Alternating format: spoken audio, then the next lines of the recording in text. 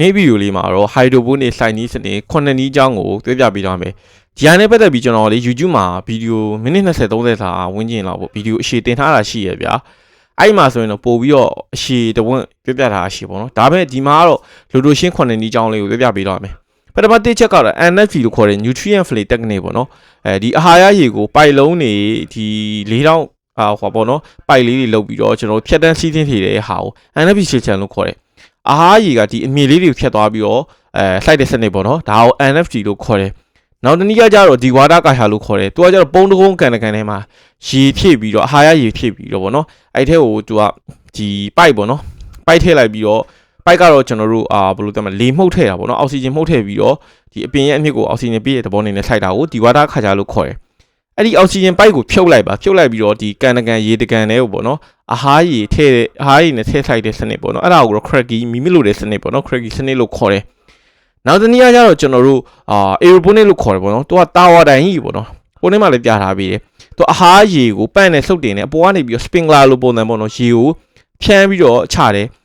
ဒီအမြင့်လေးတွေပေါ်ကနေပြီးတော့နော်အာဟာရရေဖြတ်တန်းသွားတယ်သူကတော့ vertical farming ဖြစ်သွားတယ်အပေါ်ကနေဖြန်းတာပေါ့နော်အဲ့ဒါကို aeroponic လို့ခေါ်တယ်နောက်တနည်းကတော့အကွာပိုးနေပေါ့နော်အကွာပိုးနေဆိုတာက9ကန်ပေါ့ဗျာအောက်က9မွေးထားပြီးအပေါ်ပင်ဆိုင်တယ်တနည်းအားဖြင့်ပြောရရင်သူကအာဟာရရေမသုံးမဲနဲ့ဒီ9ရတယ်ပေါ့ nutrient အာဟာရသုံးပြုပြီးစိုက်တာပေါ့နော်သို့တော့ဒီအားနည်းချက်ရှိတာတော့အပင်အချို့တွေမှာတော့စိုက်မရတာလည်းရှိဘာလို့လဲဆိုတော့ဒီ9ရဲ့အညစ်အကြေးတွေပဲစိုက်တာမဟုတ်တဲ့ဖြစ်တဲ့အတွက်ကြောင့်မလို့အပင်တွေမဖြစ်ထွန်းတာရှုပ်ပင်တွေမဖြစ်တာဒါမျိုးတွေရောရှိတယ်ပေါ့နော်နောက်တနည်းအားကြတော့ကျွန်တော်တို့ wind system လို့ခေါ်တယ် wind system ကကြတော့ဗျာနားလေးပြောပြောလိုက်9ခုကိုထပ်လိုက်အောက်ကအာဟာရတွေထည့်ထားတယ်အပေါ်မှာကြတော့ဗျာဒီအပင်ကိုစိုက်ပြီးတော့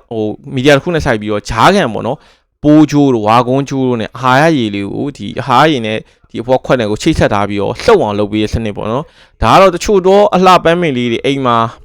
အေကန်လေးမှာထားဖို့အတွက်လောက်ပဲအဆင်ပြေတယ်အရန်ကြီးရောဟိုလိုတီးပထားပဲနေစိုက်လို့တော့အဆင်မပြေဘူးပေါ့နော်